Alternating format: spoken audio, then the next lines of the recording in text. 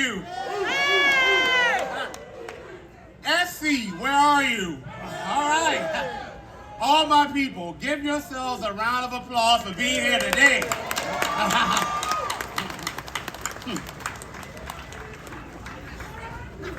This is amazing. Yes, it is. So, we here. Look at us, we here. We out here. Strong, intelligent, beautiful, kind, powerful. So we here, but we ain't arrived. And I'm gonna tell y'all why. Let me read these statistics to you. Between 1910 to 1997, we have had stolen 16 to 19 million acres. We are now left down to 10% and dwindling, okay? 19% of black families have a negative net worth. That's 3.5 million black families that are so impoverished that even if you were to give them money, it will not bring them out of poverty. It will just be to try to get them out the hole. An additional 4.5 million black families have less than $10,000 a year in disposable income, okay? Right now, as we speak, COVID-19 came along and wiped out 50% of black businesses. But before COVID-19, we were slated as a community to head to zero wealth. COVID has come along and accelerated that. So, when you look at this data, I ask, where are our allies? I mean, I'm sure some of them are here, but where are they? And then I ask, where are our leaders? I don't know where they are, but I know where they should be, and they should be right here with us. Exactly. Now, and then you look at these politicians with their six-figure salaries. Now, the Republicans, okay, they suck. I don't know who's responsible for them keeping their job, but I know who's responsible for the Democrats, and I call them Democrats because they feed off of us while doing nothing for us. Talk about it. 100. That's right. Guess who's responsible for them keeping their jobs? We are. We are. Yeah. For the past 60 years, the Democrats have existed off of the black vote. They will not exist without us. And yet we are heading to the point of economic and political extinction because of them. Now, when these issues are brought up, they come to us with excuses. When we say reparations is owed to descendants of American slaves, the people whose ancestors were promised but never received their 40 acres and a mule, they start what Tariq Nasheed says, splaining. They start to say, well, you know, we can't do any policies for you based on race. That's one excuse they like to say. Don't fall for it. Reparations is not done based on race. Reparations is done based on lineage and political status. Now, let me give you some examples. The Catawba Native Americans in South Carolina, a tribe that was formerly enslavers, they just received 20 acres of land. 911 families, people who are family members, descendants of those killed during the 9/11 attacks, they get resources from the government. Illegal immigrants, right now as we speak, receive billions of dollars from the government to clothe and feed for them. One estimate says they spend as much as $8 million a day feeding and clothing illegal immigrants. Ukrainians have received $60 billion, and as of yesterday, they've given them another $400 million. So when they tell us they can't do anything specific for us, do not fall for it. They do things specifically for everyone else, and right now as we speak, they're making more promises to other groups. If you have a child, and your child decides that he or she wants to be a she or a he, the Democrats are saying, hey, we can do that. Right now, our country has taken in over 5 million illegal immigrants since the start of this administration. That's putting a strain on resources on the state level, the municipal level, and the federal level. But the Democrats will say, hey, that's good, we can take them too. The Democrats will say that abortion is a black issue, that there should be nothing more important to us than aborting our beautiful black children. Oh no. Exactly. And they have sworn to protect women's rights. But who the hell is protecting FBA's rights? Exactly. They say they can't do anything specific for us, but this nation has done specific policies against us for centuries, okay? Chattel slavery was done specifically to us on the municipal level, the state level, but even the federal level. The Fugitive Slave Act, the Dred Scott decision, okay? After slavery, we had Jim Crow, we had redlining. When slavery ended, we were not just freed, but as Martin Luther King Jr. said, we was freed to hunger and famine and terrorism. Our black Wall Streets that we managed to build from nothing burnt to the ground. Now, I was in a conversation with someone who is from Haiti, and I love Haiti, a beautiful country. I visited there, and I have nothing against Haiti. But he was talking about how his parents, grandparents came here, and from nothing, they were able to achieve a middle-class life. And I said to him, should I be impressed? My people from nothing built not just one, not just two, not just 3, 4, 5, but over 50 black Wall Streets. I've never seen any other group do that. Give it up for our people. Give it up for our people. Give it up for our people. So, this country, again, has done policies specifically against us. But when it's time for them to repair the specific wrongs they've done to us, now they want to tell us they don't see color. Now they want to tell us that we're all human beings. I don't give a damn what you see or don't see, but I know what I see. I see my people suffering every single day, and I'm sick of it. Sick of it. Now, I want to address some things here. We do have an issue in our community with people believing that the answer lies in us building an economic base. And who can argue against that? We do need to build the economic base. I support black businesses. I support group economics. But don't let anyone tell you that the government is not the answer, okay? When white America was filled with poverty and homelessness, do you know what this government did? In 1861, Abraham Lincoln signed the Homestead Act. They gave away almost 300 million acres of land to European immigrants, to white Americans, some who were former Confederates that fought against the nation.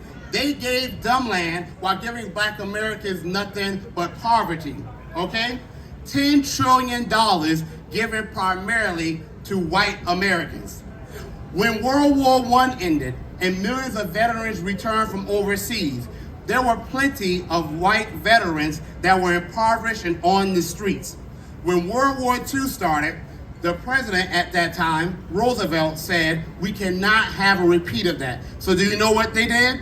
The GI Bill that gave over $2 trillion to roughly 16 million white Americans, allowing them to become homeowners, allowing them to go to school, allowing them to get a pension. They did the Social Security Act. They did the Labor Union Act. There is no group in this country that has ever gotten the wealth they've had because they simply pulled themselves up by their bootstraps, okay? Don't let them tell you they have. Japanese Americans are one of the richest demographics in our nation. They got reparations. Chinese Americans, when they first started coming here en masse, they came to finish the railroads that our people had already largely built. Remember that. But not only they were paid for their labor, but not only were they paid for their labor, they were giving land, which today are the Chinatowns. So, at that same time, we were getting land taken from us. The number one cause of lynch mobs was not false accusations against a black man, it was black land theft, okay? Always remember that. So when someone comes to us and they say the government is not the answer, tell them to shut their damn mouths, okay? The government is the answer. And when it comes to descendants of American slaves, freemen, which is our congressional term, or foundational black America, which is a social term, when it comes to us, now the government better be the answer because they sure as hell have been the problem. Now.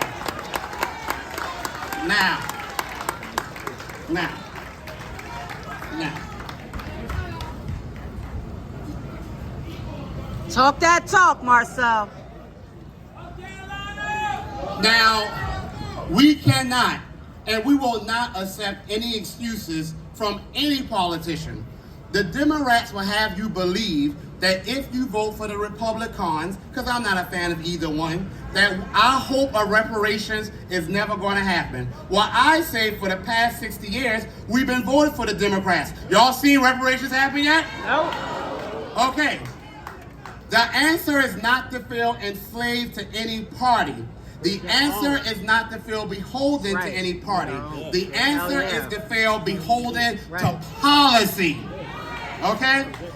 Say it with me. Policy always, party never. Say it with me. Policy always, party never. Now, when we go to the Democrats and we say, hey, our people are suffering, our people are hurting, they all like to say, well, what about the Republicans? You ask the Republicans? That was really interesting to me. You tell us the Republicans are bad. We believe you. You tell us that the Republicans won't do anything for us, and we believe you. And then we vote for you. But then when we go to you to hold you accountable for our votes, you say to us, why don't you go to the Republicans? Because you just told us not to. If I go to McDonald's and I get a Big Mac, and my Big Mac is undercooked, what the hell I look like going across the street to Burger King? If I buy a TV set from Walmart and the TV is defective, does it make one bit of damn sense to go across the street to Target? You see, the party that gets the vote is the party that gets the smoke. Remember that. Woo! Talk that talk, Marcel. You see, you're not going to have it both ways. You're not going to have it both ways where you get the vote, but you don't want to get the accountability. Okay? Also, let's deal with another lie. I heard Tariq and I heard a few people up here shut down some myths and rebuttals against reparations. But there's one that people like to say, well, we can't afford that. Let me explain something to you. If you borrow $50 from me and you say you want to pay me next week, and I come to you to get my $50, is it my responsibility to figure out how you are going to pay? No. That's your problem. Okay? But the good news is, the United States of America is what we call a monetary sovereign, meaning they can generate as much currency as they need. Don't ever believe this government has no money. The America can never run out of money. The only thing that limits what America can spend is inflation. But even with that, check this out. People like to say if you put too much money into the economy, you'll cause hyperinflation. That is historically inaccurate. I'm going to give y'all 3 examples of when this government has spent the most money. Number 1, the New Deal. Roosevelt spent trillions of dollars to provide jobs for struggling Americans, to avert homelessness. And guess what it did? It saved the American economy and brought us out of the Great Depression. Number 2, when President Obama got in office and we was going through the Great Recession, this government spent $29 trillion to bring our economy from the brink of another depression. Number 3, this was more recent. When the COVID-19 came, Donald Trump spent over $3 trillion. You know what I didn't hear anyone say? No one asked, what about the debt? No one asked what about the debt when this country was sending stimulus checks, not to descendants of American slaves, but to every single person. No one asked about the debt when this country sent trillions of dollars to businesses so they continue paying their employees. No one asks about the debt when this country doubled unemployment from 300 a week to 600 a week. No one asks about the debt when this country was spending trillions of dollars to not just develop the vaccines, but study and to distribute them. No one asks about the debt when this country bailed out the banking industry, the home industry, okay? No one asks about the debt when this country canceled hundreds of billions of dollars after World War I and World War II. This country has canceled debt before, but we ain't canceling ours. Hell no, we ain't. So before I wrap up, let me say to you, I understand no tangibles, no vote. I get that. I agree with that. But that's not enough. In order to get the tangibles, we have to run for office and be the candidate that's offering the tangibles. Okay? In order to get the candidate with tangibles in office, we have to support the candidate that's offering tangibles. And let me tell you, I have a message for someone. And Jay, please let me get this message out to this particular person. Roland Martin. I don't need the notes for this one.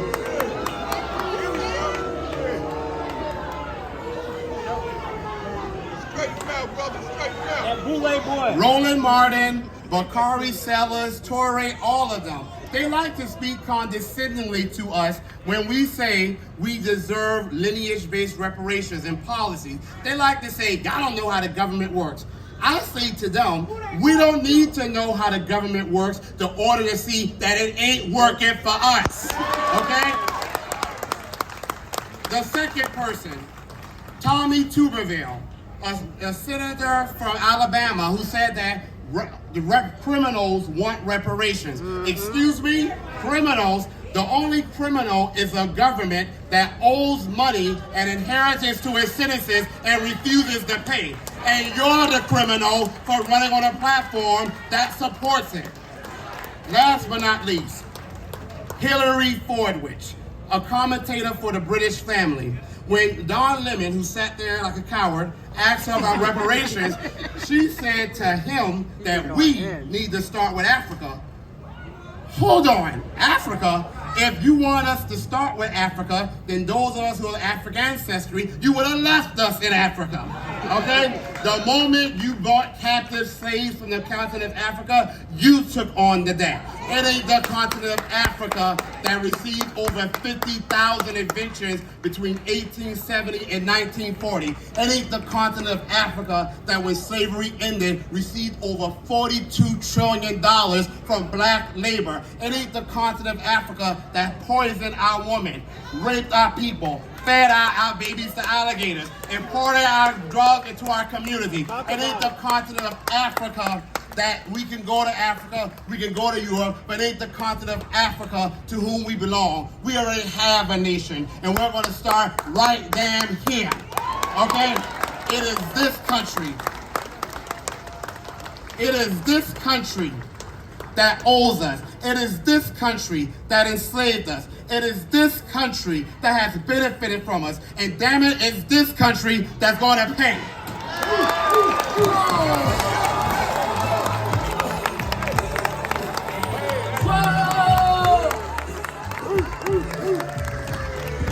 Give it up for Greg Marcel Dixon out of South Carolina.